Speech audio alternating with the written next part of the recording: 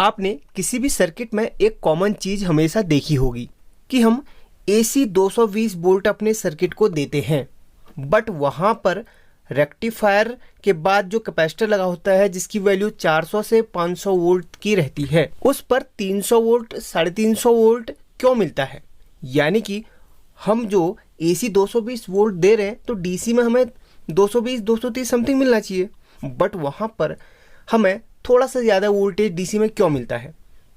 अगर आपको नहीं पता है तो ये वीडियो आपके लिए बहुत ही ज़्यादा हेल्पफुल होने वाली है।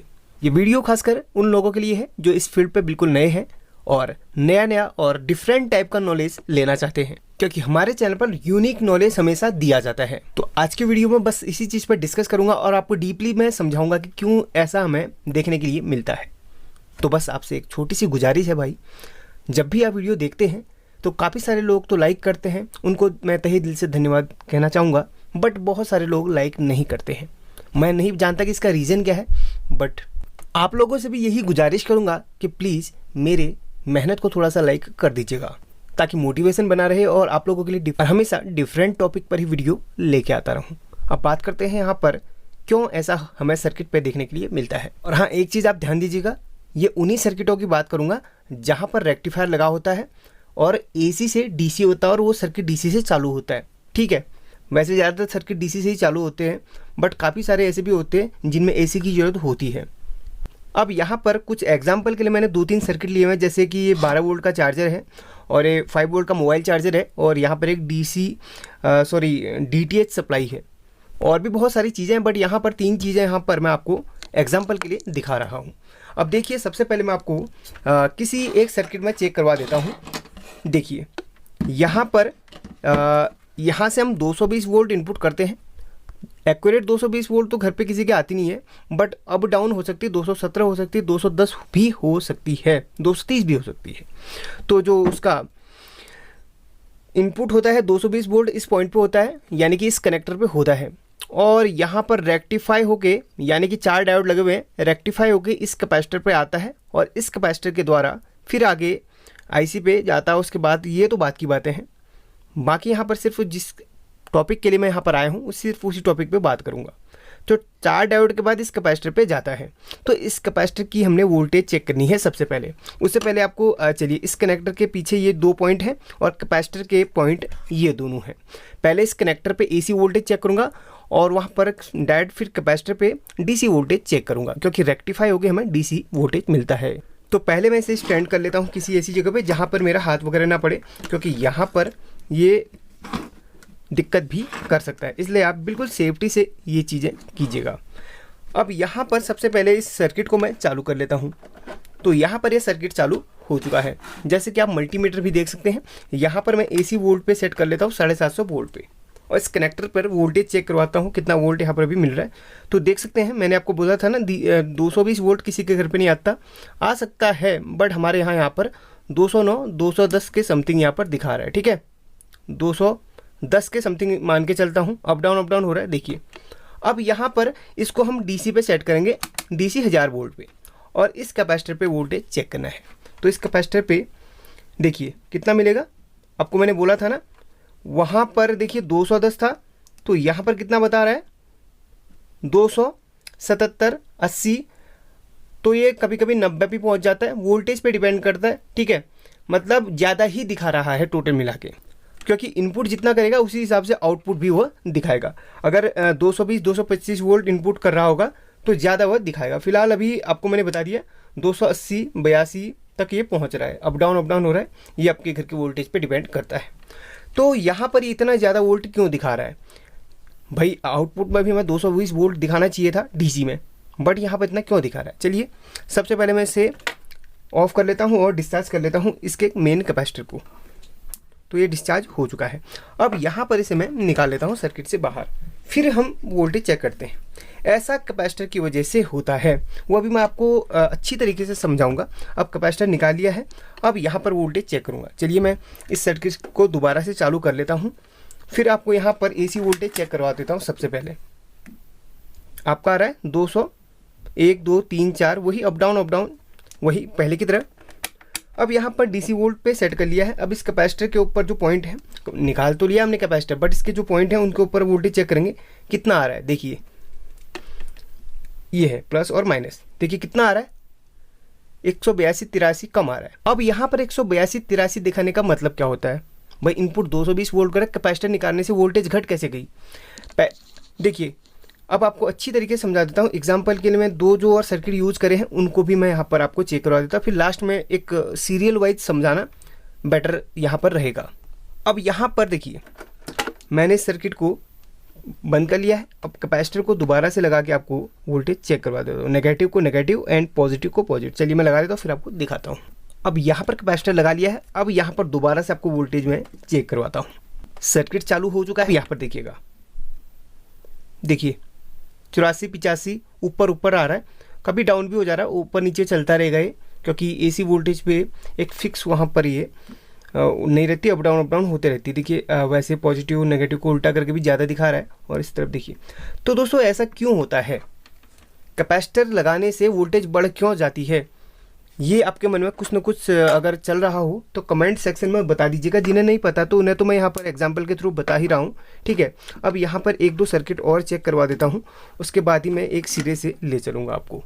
अगर सीखने के इच्छुक हैं तो वीडियो को कंप्लीट देख लेना, आधे आधे में छोड़ोगे तो कुछ भी समझ में नहीं आने वाला। इसलिए आपसे हमेशा कहता हूँ कि वीडियो कंप्लीट देखना, पसंद आए तो लाइक भी कर देना। वैसे लाइक करना आपका फ़र्ज़ बनता है दोस्तों, क्योंकि यहाँ पर आप ही लोगों के लिए इतनी मेहनत कर रहा हूँ, ठीक है। तो यहाँ पर इसके कनेक्शन मैंने कर लिए हैं। अब यहाँ पर इसे मैं लाइन दे देता हूँ और इससे पहले यहाँ पर इसको अच्छी तरीके से यहाँ पर एडजस्ट कर लेता हूँ ताकि ये हिले ना। तो यहाँ पर कनेक्शन तो कर ली है, बट यहाँ पर आपको दिखा भी देता हूँ। ये यहाँ पर 4 डायोड लगे हुए हैं, यानी कि रेक्टिफायर इसे कहते हैं। इस डायोड के बाद कैपेसिटर पर वोल्टेज जारी, उसके बाद आगे को सर्किट में, वो तो आगे सर्किट का जो काम है वो करेगा। अब यहाँ पर सबसे पहले आपको एसी वोल्ट चेक करूँगा, इस कैपेसिटर फिर डीसी वोल्ट चेक करूँगा। जो सेटिस्फाई हो चुके वीडियो छोड़ सकते हैं, जो अभी कंप्लीट सीखना चाहते हो वो बिल्कुल आप देख लीजिए, मोस्ट वेलकम है आप लोगों का। तो यहाँ पर सबसे पहले आपको एसी वोल्टेज चेक करवा देता हूँ। एसी 750 पे इसको रख लिया है और यहाँ पर एसी वोल्टेज चेक करेंगे तो कितनी आ रही है 205/6। एसी वोल्टेज चेंज नहीं होगी क्योंकि जो हमारे घर पे है वो हमेशा वो ही रहेगी। अब बात करते हैं डीसी की। तो यहाँ पर जो कैपेसिटर लगा हुआ है और उस पर वोल्टेज चेक करने के लिए डीसी 1000 वोल्ट पे इसको सेट करना पड़ेगा। और यहाँ पर देखिए नेगेटिव को नेगेटिव एंड पॉजिटिव को पॉजिटिव कितना मिल रहा है, देखिए 280, 81, 82 वो बढ़ते रहे घटते रहेगा। तो यहाँ पर बढ़ के क्यों दिखा रहा है, बाकी आपको कैपेसिटर हटा के दिखा देता हूँ। चलिए उससे पहले कैपेसिटर को मैं यहाँ पर क्या कर लूँगा, डिस्चार्ज कर लूँगा, वरना करंट भी लग सकता है क्योंकि कैपेसिटर चार्ज होता है, ठीक है। चलिए कैपेसिटर को निकाल लेता हूँ और आपको एक बार टेस्ट करवा के दिखा देता हूँ कि बिना कैपेसिटर के वोल्टेज कितना दिखाता है। तो यहाँ पर हमारा कैपेसिटर सर्किट बोर्ड से बाहर निकल चुका है। अब चलिए अब चेक करते हैं। अब कैपेसिटर के पॉइंट पे आपको चेक करवा के मैं दिखा देता हूँ। कितना दिखा रहा है 185। अब कम दिखा रहा है, कैपेसिटर हटाने के बाद कम दिखा रहा है। अब चलिए अब मैं यहाँ पर एक काम करता हूँ और दूसरे सर्किट को यहाँ पर इस्तेमाल करता हूँ, फिर उसके बाद आपको अच्छी तरीके से समझा दूंगा। एक सर्किट यहाँ पर मोबाइल चार्जर का, ये भी मोबाइल चार्जर का ही है। यहाँ से AC 220 वोल्ट इनपुट होगा, ये ब्रिज रेक्टिफायर लगा, इसके बाद जस्ट डीसी होकर इस कैपेसिटर पे वोल्टेज जाएगा और ये कैपेसिटर है 400 वोल्ट का, ठीक है। अब इस कैपेसिटर पे वोल्टेज चेक करते कितना यहाँ पर दिखाता है और इनपुट तो वही 220 कर रहा है और इस कैपेसिटर पे वोल्टेज हमने मेन चेक करना है। तो यहाँ पर सर्किट चालू हो चुका है। सबसे पहले आपको AC वोल्टेज दिखाता हूँ, इनपुट जो हो रही है इस पर, ये आप देख सकते हैं 201, 200, ये अप डाउन होते रहेगी। बट यहाँ पर जो मेन कैपेसिटर लगा है उस पर डीसी वोल्टेज चेक करवा के अब आपको दिखाता हूँ। यहाँ पर देखिएगा ये इतना ज़्यादा क्यों दिखा रहा है। चलिए अब हम शुरू करते हैं। सभी में आपने एक कॉमन चीज़ नोट करी होगी कि कैपेसिटर की वजह से पूरा यहाँ पर खेल हो रहा है, यानी कि कैपेसिटर जब तक लगा है तब तक वोल्टेज वहाँ पर ज़्यादा दिखा रहा है और कैपेसिटर को निकाल देने से वोल्टेज वहाँ पर डाउन हो जा रहा है और AC वोल्ट से भी डाउन हो जा रहा है। जैसे कि 220 वोल्ट हम इनपुट कर रहे हैं, कैपेसिटर जब तक लगा है वहाँ पर वो ज़्यादा दिखाएगा 220 वोल्ट से ज़्यादा, और हटा दे रहे तो वो 220 वोल्ट से कम दिखा रहा है। ऐसा क्यों? उससे पहले आपको कैपेसिटर के बारे में जानना आपको सबसे ज़्यादा ज़रूरी है, क्योंकि मेन रोल है यहाँ पर कैपेसिटर का। कैपेसिटर को सर्किट में क्यों लगाया जाता है, देखिए कैपेसिटर के काम क्या क्या होते हैं। कैपेसिटर का काम होता है फिल्टर करने का, अपने अंदर वोल्टेज को स्टोर करने का। आपने देखा होगा किसी भी कैपेसिटर को आप अगर चार्ज करते हैं तो वो डिस्चार्ज करने पर ब्लास्ट होता है या फिर स्पार्क करता है। इससे यह हमें नॉलेज होता है कि कैपेसिटर अपने अंदर वोल्टेज को स्टोर कर सकता है। तो सर्किट में कैपेसिटर का काम क्या होता है वो अब आपको मैं बताता हूँ। जैसे एग्जांपल के लिए ये एक 12 वोल्ट का चार्जर है और आगे मैं एम्पलीफायर को जोड़ रहा हूँ और एम्पलीफायर को मैं चला रहा हूँ, बट वो एम्पलीफायर या लोड कुछ भी आप देते हैं वो प्रॉपरली वर्क नहीं करेगा अगर हम सर्किट से कैपेसिटर को हटा देते हैं तो, क्योंकि जो लोड होता है वो कैपेसिटर उस लोड को मेंटेन करता है।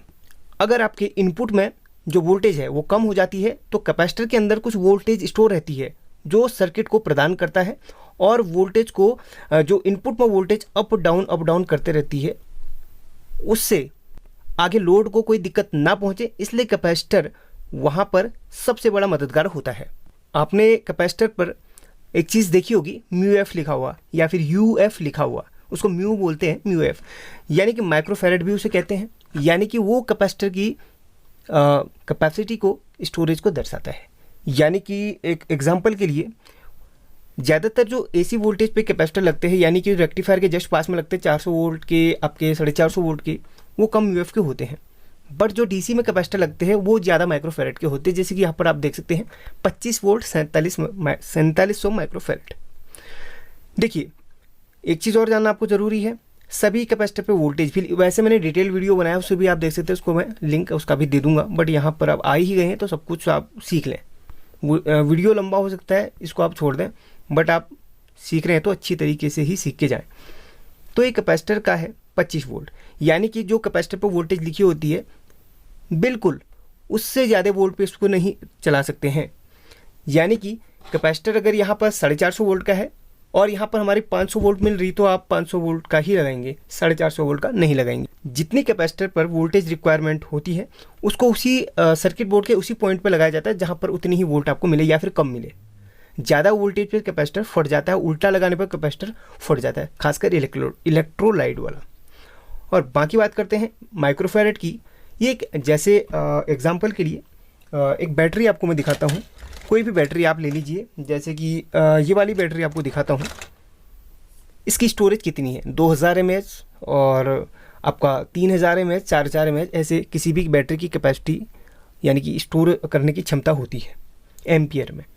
वैसे ही इसकी कैपेसिटी को माइक्रोफैरड में दर्शाया जाता है। जितना ज़्यादा माइक्रोफैरड का होगा उतना ज़्यादा यहाँ पर वोल्टेज स्टोर करने में वो सक्षम होगा, और सर्किट में जितनी रिक्वायरमेंट होती है उसी हिसाब से माइक्रोफैरड को भी उतने माइक्रोफैरड का कैपेसिटर लगाया जाता है। तो ये बातें हमने क्लियर कर दी।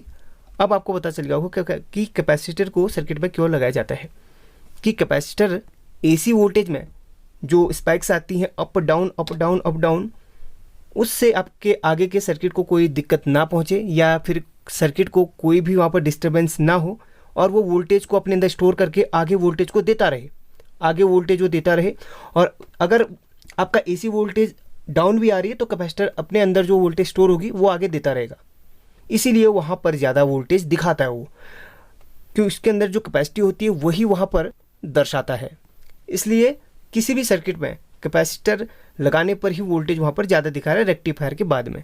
वैसे ही सेकेंडरी या फिर आउटपुट में भी एक कैपेसिटर लगाया होता है, उसका माइक्रोफैरड थोड़ा सा ज़्यादा होता है। जैसे कि यहाँ पर आप देख सकते हैं ये 25 वोल्ट और 680 माइक्रोफैरड का है। तो यहाँ पर इतना ज़्यादा माइक्रोफैरड का क्यों है भाई? डीसी में, जैसे कि डीसी अगर आप एम्पलीफायर चला रहे हैं और वो ज़्यादा लोड खींच रहा है तो ये कैपेसिटर वहाँ पर उस लोड को मेंटेन करने में इसकी मतलब एम्पलीफायर की हेल्प करता है। इसीलिए आपने ज़्यादातर देखा होगा या फिर डीसी सर्किट में देखा होगा कि यहाँ पर अगर हमें प्रॉपर वोल्टेज आउटपुट पर नहीं मिल पाती है तो रिकमेंड किया जाता है कि यहाँ पर जितने भी कैपेसिटर लगे हुए हैं, यानी कि अगर 3 वोल्ट ढंग से काम नहीं कर रहा तो 3 वोल्ट पर जो कैपेसिटर लगा हुआ है उसको आप चेंज कर लो, यानी कि कैपेसिटर वीक हो चुका है, आगे वो लोड नहीं उठा पा रहा, इसलिए वहाँ पर चेंज कर दो। तो यहाँ पर जो भी वोल्टेज आपका प्रॉपर नहीं बन पाती है तो उसके कैपेसिटर आपने चेंज करने होते हैं, क्योंकि वो वीक पड़ जाते हैं। इसीलिए कैपेसिटर वीक पड़ जाने से आपका सर्किट प्रॉपर्ली वर्क नहीं कर पाता। अब यहाँ पर एक चीज़ का और सॉल्यूशन मैं आपको दे देता हूँ। आपने देखा होगा कोई भी मोबाइल ढंग से चार्ज नहीं हो पाता है, ऐसी शिकायतें मेरे पास आती रहती कमेंट के थ्रू कि सर हमारा चार्जर पहले बहुत अच्छा वर्क करता था बट अभी वर्क नहीं कर पा रहा। ऐसा क्यों? क्या मोबाइल में ही गड़बड़ी है? देखिए, मोबाइल में गड़बड़ी नहीं है, आप चार्जर चेंज कर लीजिए तो मोबाइल आपका अच्छी तरीके से वर्क करेगा। ऐसा भी आता है सर हमने चार्जर चेंज कर लिया बट वो चार्जर जो हमारा ओरिजिनल वाला था वो प्रॉपरली वर्क नहीं कर पाता, वो मोबाइल को अच्छी तरीके से चार्ज नहीं कर पाता, बहुत देर लगाता है। वो कैपेसिटर की वजह से ही होता है। चार्जर के अंदर जो कैपेसिटर यूज होते हैं वो वीक पड़ जाने की वजह से वो लोड नहीं उठा पाते हैं, आगे प्रॉपरली वोल्टेज नहीं दे पाते हैं, एम्पियर नहीं दे पाते हैं, इसलिए वहाँ पर फास्ट चार्जर होने के बाद भी वो लेट चार्ज करता है। बस अब आप समझ गए होंगे कि कैपेसिटर वहाँ पर वीक पड़ जाने की वजह से हमारा चार्जर प्रॉपरली वर्क नहीं कर पाता, एसएमपीएस प्रॉपरली वर्क नहीं कर पाता, या फिर कोई भी चार्जर या फिर कोई भी चीज़ प्रॉपरली वर्क नहीं कर पाता, लोड नहीं उठा रहा, समझ लो कैपेसिटर की ही कमी है। अब आप अच्छी तरीके से समझ गए होंगे कि कैपेसिटर का मेन रोल क्या होता है। आपको फिर से पूरा इस एक लाइन के माध्यम से आपको समझा देता हूँ कि सर्किट पे कैपेसिटर लगाने की वजह से ही यहाँ पर वोल्टेज ज़्यादा दिखाता है, क्योंकि कैपेसिटर अपने अंदर वोल्टेज को स्टोर करता है। जब भी एसी में 220 वोल्ट अगर आप दे रहे हैं, वो कम ज़्यादा जो अगर घर की लाइट आपका कम ज़्यादा कर रही है तो कैपेसिटर अपने अंदर स्टोर वोल्टेज को आगे सर्किट को देता है ताकि सर्किट प्रॉपरली चलता रहे और आईसी वगैरह ख़राब ना हो। भाई आपने देखा होगा आईसी मोस्फेट जो भी इसमें यूज करे जाते हैं उससे पहले हज़ारों कंपोनेंट होते हैं, हज़ारों तो एक कहने की बात है, कुछ कंपोनेंट होती है। आईसी है भाई, इसको आप चला रहे हो तो इससे पहले देखिए कितने सारे कंपोनेंट हैं इसको फिल्टर करने के लिए, और कैपेसिटर का मेन काम होता है फिल्टर करने का। ठीक है कि एसी वोल्टेज पे जो अप डाउन इस तरीके से स्पाइक्स आती हैं वो उसको फिल्टर करके एक लाइन में देता है और आईसी अच्छी तरीके से वर्क करती है। तो ये टोटल काम कैपेसिटर का होता है। तो अब इस वीडियो को मैं एंड करता हूँ। अगर आपने कुछ सीखा है तो ईमानदारी से कमेंट कर देना, अगर पसंद ना आए तो आप बता देना इसमें क्या कमी थी। बाकी अगर आपके मन में भी कोई ऐसा सुझाव है तो ज़रूर दीजिएगा कमेंट सेक्शन के माध्यम से। मिलते हैं अगली वीडियो में, तब तक के लिए टेक केयर।